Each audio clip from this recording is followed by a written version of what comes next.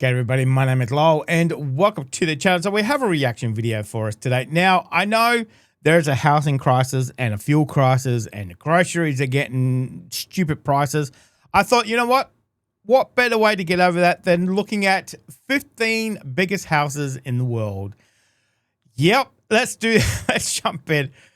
Let's see why we need 4 kitchens in our house. So let's have a look at this. And sprawling estates have long been a symbol of wealth and prestige. In today's video, we're going to take you on a virtual tour of the biggest houses ever designed. These colossal residences are not only architectural marvels, but also homes to the ultra-wealthy, from modern palaces with stunning designs to historic estates with fascinating stories. Get ready to explore the top 15 biggest houses in the world. Starting with number 15, The Breakers, Newport, Rhode Island. Located in the city of Newport in the state of Rhode Island, The Breakers is a Gilded Age mansion that was originally built between 1893 and 1895. It was commissioned by Cornelius Vanderbilt II, a member of the notorious Vanderbilt family. The idea was for it to be his summer residence, even though it was to be one of the largest houses in the country. Summer residence. Just my summer house, mate. Don't worry about it. It was for it to be his summer residence, even though it was to be one of the largest houses in the country. Across 5 floors, there are 70 rooms and a total interior area of over 62,000 square feet. Wow. Included in this are 14 main bedrooms, along with 30 further staff bedrooms, several lavish sitting rooms, a stunning library, music room, a morning room, and the Great Hall, which itself measures 50 by 50 by 50 feet. The entire estate covers an area of about 14 acres that look over Easton Bay, with some of the most glorious views in the state. And the materials used in everything from the iron gates to the house interior were the best that money could buy, often being imported from as far as Africa and Italy. It was used as a residence by the Vanderbilt family until 2018, but back in 1948 an agreement was arranged that ultimately led to it being purchased by the Preservation Society of Newport County. Now it's open to the public to see, after being designated as a National Historic Landmark in 1994. And with around 500,000 visitors each year, it's actually the most visited attraction in Rhode Island. Wow. Number 14. That is crazy. Crazy. One person's house, one family's house. Imagine growing up in that house. It's actually the most visited attraction in Rhode Island. Number 14, Chateau Pensmore, Highlandville, Missouri. There are countless examples of doomsday preppers who spend whatever they can on upgrading their homes to prepare for the end of the world. But there's a place in the Ozark Mountains near Highlandville, Missouri that takes things to a whole new level. Known as Pensmore, this mansion was designed and built by Stephen T. Huff, who previously worked for NASA and the CIA, and the features he's put in place are unlike anything found in any other home. The 72,000 square foot property has 13 bedrooms, 14 bathrooms, and has gone under several redesigns since construction began, meaning that despite beginning work in 2008, it's not yet fully finished. Concerned about unpredictable events, Huff ensured that the structure has 12-inch thick exterior walls, and it's said to be resistant to even the most powerful tornadoes, hurricanes, and earthquakes. In an interview, he said that when it's complete, the building should be sturdy enough to stand for 2,000 years, as it's also fire-resistant, bug-resistant, bulletproof, and bomb-proof. He chose the he works for NASA and the CIA. I would be checking for dungeons and underground apartments. Like, dang. As it's also fire-resistant, bug-resistant, bulletproof, and bomb-proof. He chose the location because of the relatively few regulations he had to adhere to, and is thought to be using it as a proof of concept to test new technologies that can be incorporated into mansion. Proof of concept. Okay. I would like to see what's under the ground. And is thought to be using it as a proof of concept to test new technologies that can be incorporated into mansion designs of the future. There are also a number of rumors swirling around about Pensmore, particularly because of his links with the CIA, with some believing it's intended to be a backup location for the president in times of emergency. And some suggesting that there's a secret underground railroad to... I told ya. It's underground. Check underground. Always. In times of emergency, and some suggesting that there's a secret underground railroad to grant access to it, without people on the surface knowing who's coming or going. Number 13, Taohuayuan, Suzhou, China. Wow. Located on a private island in the middle of Dushu Lake in Suzhou, China, the Taohuayuan Mansion, which means Wow. utopia in Mandarin, is one of the largest and most expensive private residences in the country. The 1.6-acre island has provided plenty of space to this stunning home, which offers 72,400 square feet of interior space, Wow. and every feature of the building has been designed with feng shui principles. The 32 bedrooms and 32 bathrooms, for example, 32 bedrooms? What? What?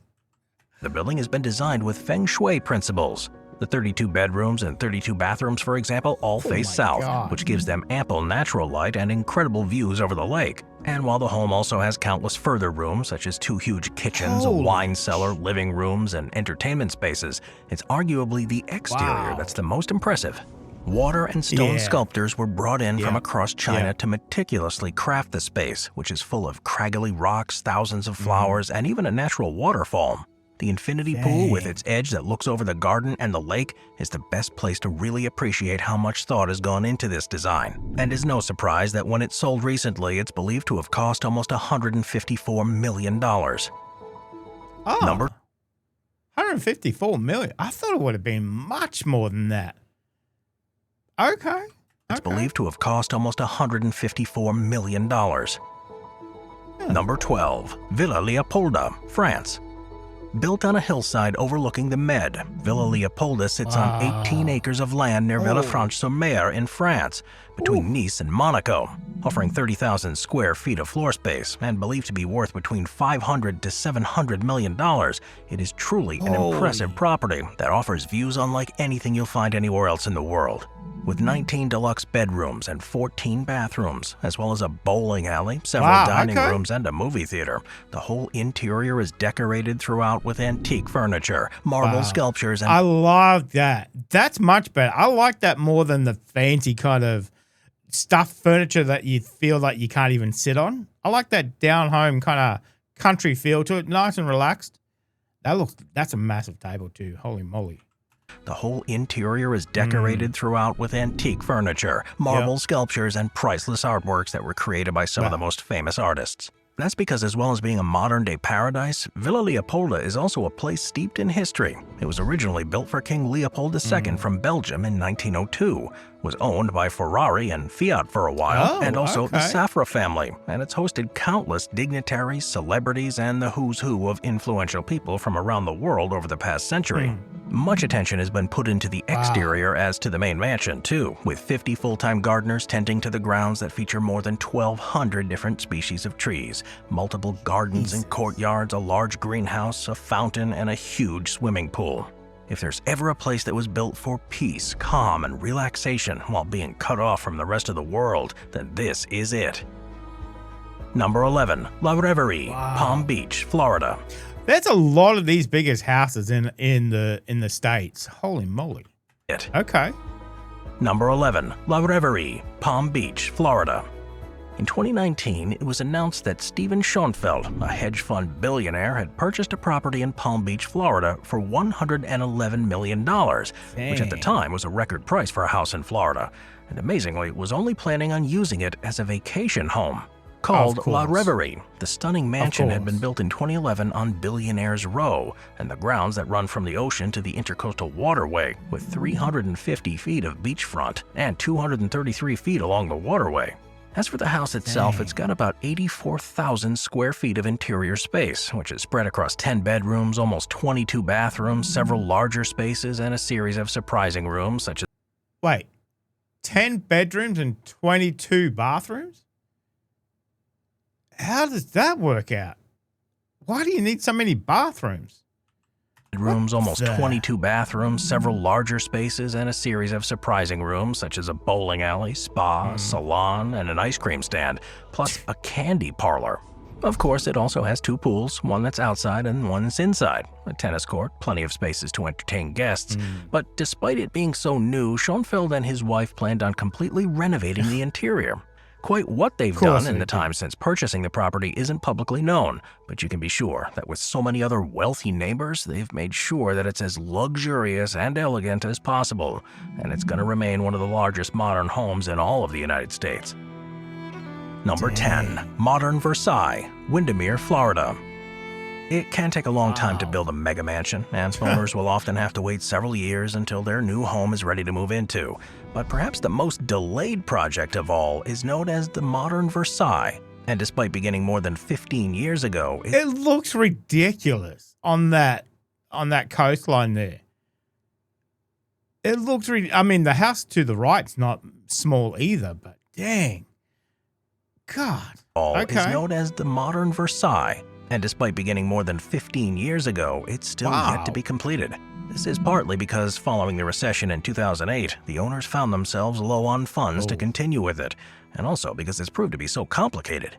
Based upon the Palace of Versailles in France, being built in Windermere, Florida, it will eventually become the home of the Siegel family, who made their fortune selling timeshares. The first step was to create a man-made hill on 10 acres of lakefront land, and then the foundations were laid for what will be an 85,000 square foot mansion. There will be 11 kitchens, 14 bedrooms, 3 indoor pools, 2 out. Hang on. Who in their right mind needs 11 bloody kitchens? 11. What the bloody hell? There will be 11 kitchens, 14 bedrooms, 3 indoor pools, 2 outdoor pools, a video arcade, a 20,000 bottle wine cellar, and a ballroom with a capacity for up to 1,000 people. Jeez. There will also be a 2-story movie theater, a huge tropical fish aquarium, 2 tennis courts, a huge garden, and even an elevator that leads from the master bedroom to the closet. Please tell me that is not original Van Gogh. Please tell me that is not the original Van Gogh. Courts, a huge garden, and even an elevator that leads from the master bedroom to the closet. With everything based on the design of the actual Versailles Palace, the materials used to build the mansion didn't come cheap. The wood, for example, is some of the last legal Brazilian mahogany that cost $4 million, and an astonishing amount of marble had to be imported too. When finished, it will be one of the biggest and most valuable mansions in America, but even in its unfinished state, it does dwarf virtually every other property. Number 9. Witanhurst, London, UK. As the second largest private residence in London, with a total floor space of over 90,000 square feet, Witanhurst, with its prime location on 5 acres of land in the Highgate area, is also one of the most valuable properties in the world. An estate originally built 90,000 square feet. You wouldn't even need to join a gym. You're going to exercise? Yeah, I'm just going to walk around the house once or twice, man. That would be it. Dang. Highgate area is also one of the most valuable properties in the world. An estate originally built on the site as far back as the late 18th century, but it was completely redesigned and rebuilt between 1913 and 1920. Now placed on the site's of historical interest register, it's a fascinating example of architectural design from the time and has over the years had many tens of millions of dollars invested into it to preserve the exterior, but also ensure that the interior facilities are in line with modern standards. Believed to be worth around $450 million, it's changed hands several times in the past century, and was most recently purchased by an offshore holding company in 2008, which is thought to be operated by Russian oligarch Andrei Guriev. But with recent rules surrounding Russian ownership of properties in the city, it's been suggested that a new, yet-to-be-revealed owner has purchased it in the past few years. If true, the new owner will have acquired one of the largest homes in the country, with features you'd struggle to find anywhere else in London. It has, for example, a grand ballroom that measures 70 feet long, 20 feet tall, and has oak flooring and walnut walls throughout. In total, Witanhurst has 65 rooms across its 3 floors, with 25 bedrooms, a drawing room, a study, a billiard room, and a Chinese room, with everything decorated in such an opulent classical style. With its own 3-fingered gatehouse as the main entrance, it's such a well-known and large space that it's even been used by various TV production companies, including one that used it as a location for a music competition show, as opposed to using a dedicated studio. Dang. Number 8. The One, Bel Air, California. Sold for $126 million in March of 2022, The One in Bel Air, California is one of the newest mega mansions in the United States. And while it didn't set any sale records, it shows just what's possible when you have virtually an unlimited budget.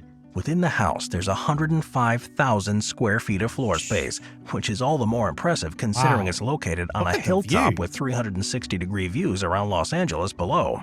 There are 21 bedrooms, so plenty of space to host your guests, with the primary bedroom itself being larger than most New York apartments, with 5,000 square feet of space to itself, and features a dedicated sitting room and an office.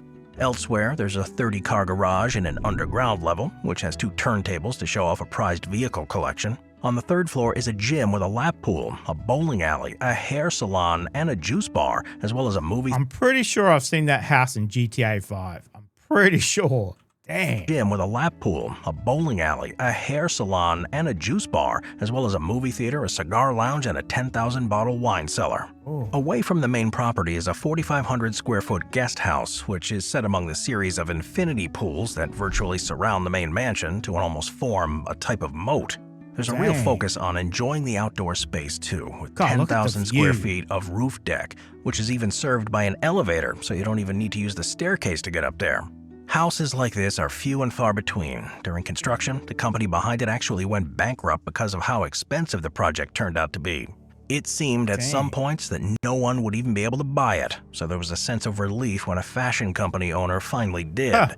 Still, even with such a price tag, the One was incomplete at that time, and it was expected that a further $20 million would need to be spent on it before the vision was truly realized. Moving on to number 7, Fairfield, the Hamptons, New York. Okay. The Hamptons has, for more than a century, been a retreat for the rich and famous of New York society, and of all the stunning mansions and venues that you'll see there, there's one that stands out above the rest, Fairfield, which was built in the late 1990s by billionaire Ira Rennert. Completed in 2004, the main building is believed to have 29 bedrooms, 39 bathrooms, its own power-generating facility, 3 swimming pools, 2 courtyards, a synagogue, an orangery, a bowling alley, a basketball court, and a 164-seat private theater. Because of complaints... Why the hell? Well, I guess if you've got a house that big, you're going to have 169 people that can fill it. I'm just thinking, I wouldn't even know 169 people. That's basketball crazy. court and a 164-seat private theater. Because of complaints from nearby residents, Rennert has been very secretive about the full specs of the property, though. And since it covers 62,000 square feet, there's sure to be plenty more that hasn't been revealed to guests. Planning permission seems to suggest also a Pilates studio and a huge museum to display more than $500 million worth of art that he's accumulated. Also, a billiards room, squash courts, and aerial photos reveal there are 12 chimneys, which would suggest there's at least 12 ornate fireplaces inside there too. Possibly the most surprising thing about the property, though, is that it's valued somewhere between $300 and $500 million. His annual taxes that he has to pay are likely to be the equivalent of buying 2 average-price American homes. Number 6, the Odeon Tower penthouse, Monaco. Monaco, which is on the French Riviera, is one of the smallest microstates in the world, but it's also become such a popular destination for the rich and famous that it's one of the most expensive places you could ever visit. The everyday cost of living is expensive enough, but if you want your own private property there, you'll be looking at eye-watering prices, with the most valuable residence of all being the penthouse of the recently built Odeon Tower, which sold for $330 million. This huge structure was actually the first high-rise building to be built in Monaco since the 1980s, and after years of development, it finally opened in 2015. The penthouse itself, which is widely regarded as the most expensive apartment on Earth and the largest penthouse, takes up the top 5 floors of the tower and even has its very own rooftop infinity pool with a water slide, of course. With a room 5 floors. 5 floors. Damn. It has its very own rooftop infinity pool with a water slide, of course. With a room for the family, as well as a number of staff members, this apartment truly has it all. From several kitchens, a private health center, and an entertainment center. Plus a luxurious master bedroom with the best views across the Mediterranean that money can buy. It hasn't come without controversy, however, because the Odeon Tower casts such a long shadow that it's noticeably affected property prices elsewhere in Monaco, and even across the border in France. But following its success, plans are now being drawn up for further buildings like this, and the records that were set by its penthouse could soon be broken again in a few years. Number 5, the Biltmore Estate, Asheville, North Carolina. The Biltmore Estate, which is in the shadow of the Blue Ridge Mountains in Asheville, North Carolina, is a chateau-esque style mansion that's one of the finest examples of the Gilded Age style. It's the largestly private-owned house in the United States, spanning 178,900 square feet, and was another extravagant mansion that was built for George Washington Vanderbilt II between 1889 and 1895. Wait. How rich is this Vanderbilt bloody family? What the heck? George Washington Vanderbilt II between 1889 and 1895. Originally, it was intended to become his summer home. The French Renaissance mansion was designed by architect Richard Morris Hunt, with the estate's gardens and grounds being the creation of renowned landscape architect Frederick Law Olmsted. The Biltmore House, with 250 rooms, including 35 bedrooms, 43 bathrooms, and 65 fireplaces, officially opened on Christmas. 65 fireplaces.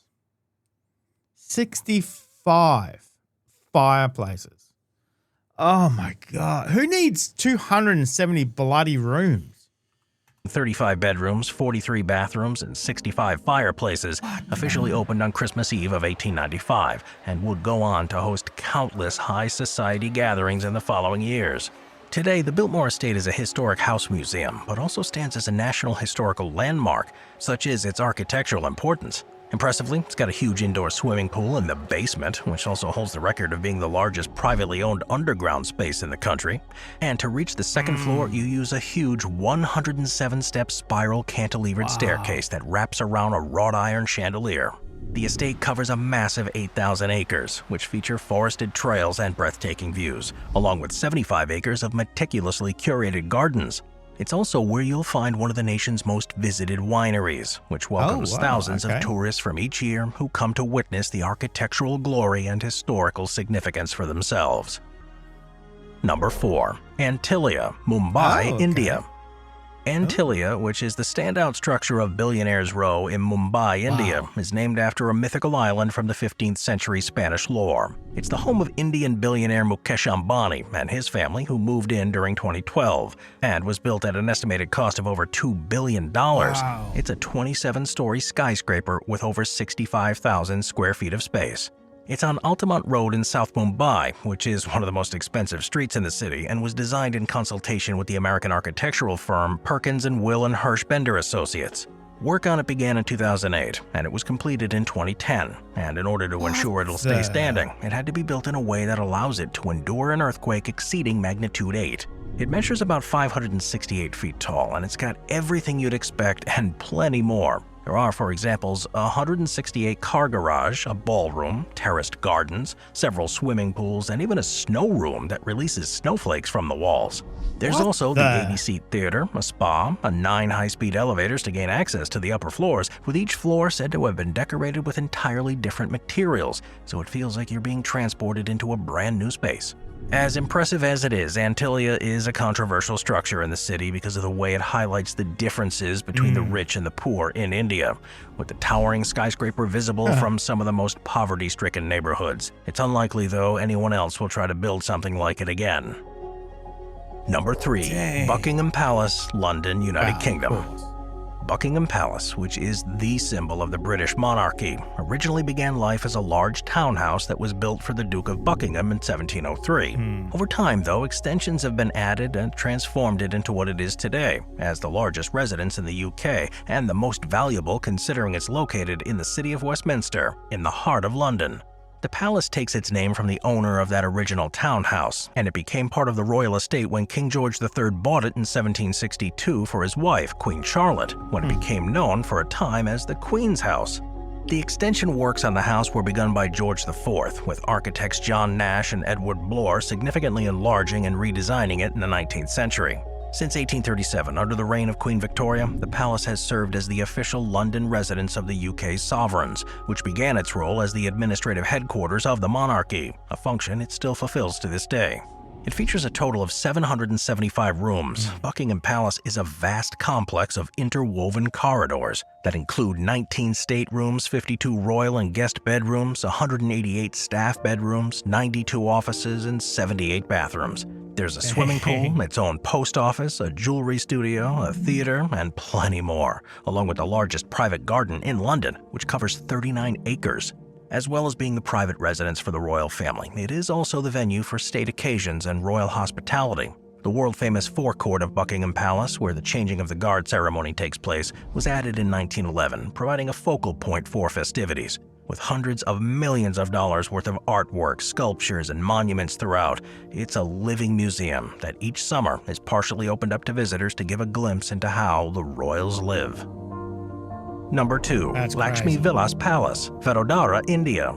Okay. Laxmi Vilas Palace, which is in Vadodara in the Gujarat region of India, was built by the Gaekwad family who ruled the Baroda state. It was designed by Major Charles Mant in the Indo-Saracenic Revival style, which is a blend of Indian, Islamic, and Gothic architectural elements. This magnificent structure was commissioned by the Maharaja Savajirao Gaekwad III in 1880 and was completed around 10 years later.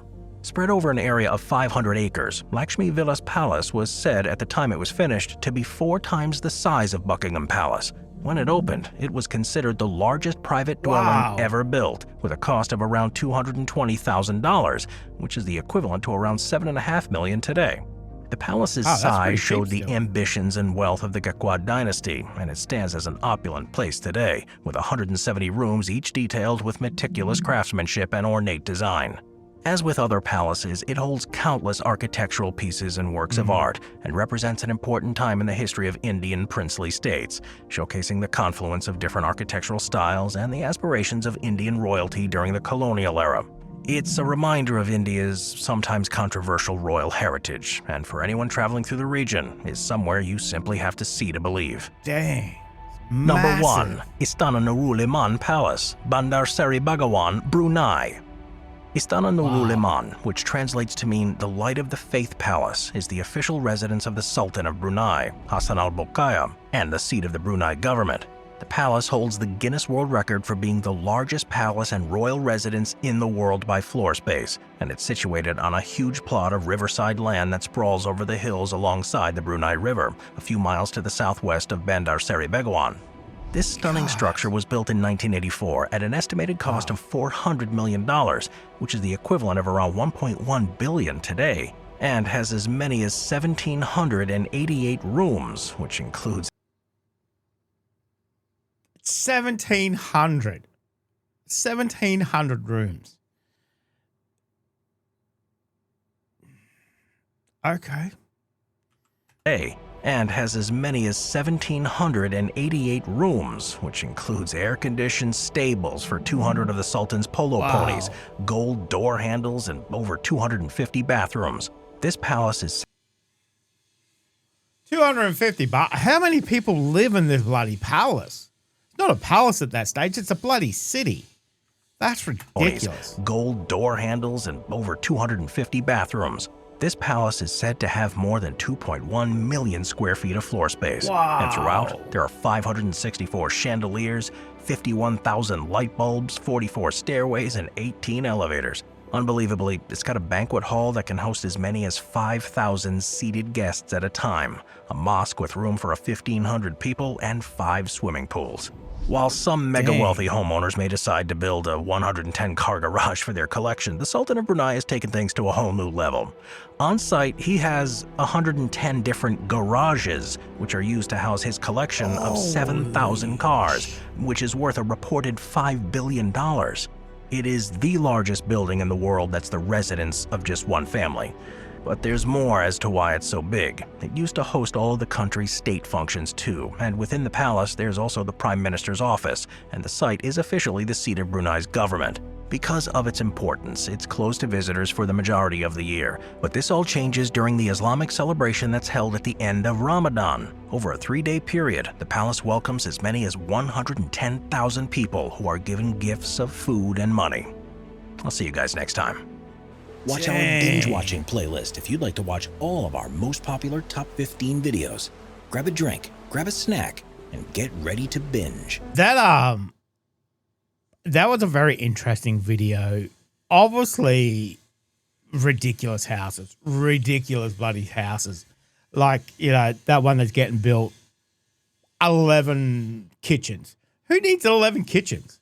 And who has 1,700 bloody rooms? But I mean, it's just ridiculous.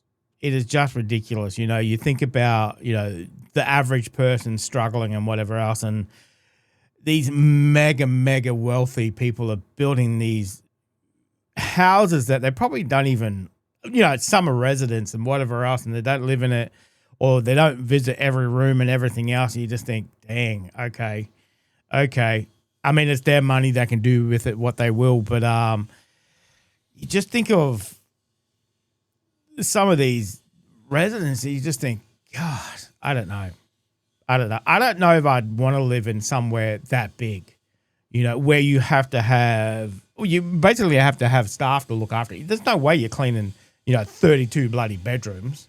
But I don't know if I'd want to live in a house with staff and whatever other people in it.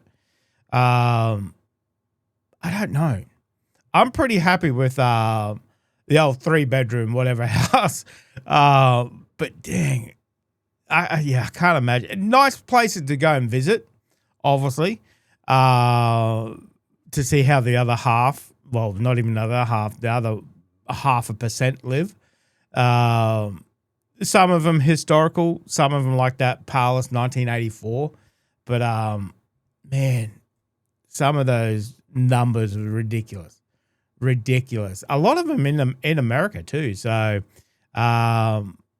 I thought there would have been more European, because I know European likes their big castles and their big residence. So I'm surprised there weren't more. But that was a very interesting. But when you think about it, especially that one in India with the big tower, as I said, they look upon the most poorest parts of India, and you just think, if you're really poor and you're looking up at this tower and thinking, why is somebody living in that? And we're living like this. It's that definitely separation of poor versus rich. I don't know what we do to close that gap. I don't know. But we're here to look at the houses. We're here to kind of take our mind off the fuel crisis and the housing crisis and the grocery crisis. Good times. You can sit back and ponder what you would do with your 32 bedrooms and 11 kitchens. Yikes. That is horrendous. But anyway, let me know if you enjoyed this, guys. Thank you very much for joining us. Make sure you stay safe, and I'll definitely see you in the next reaction video. Oh, you're still here? You want more content? Why don't you check out my Patreon down here? You'll get plenty more content and some exclusive videos over there too. If not, why not check out this one over here?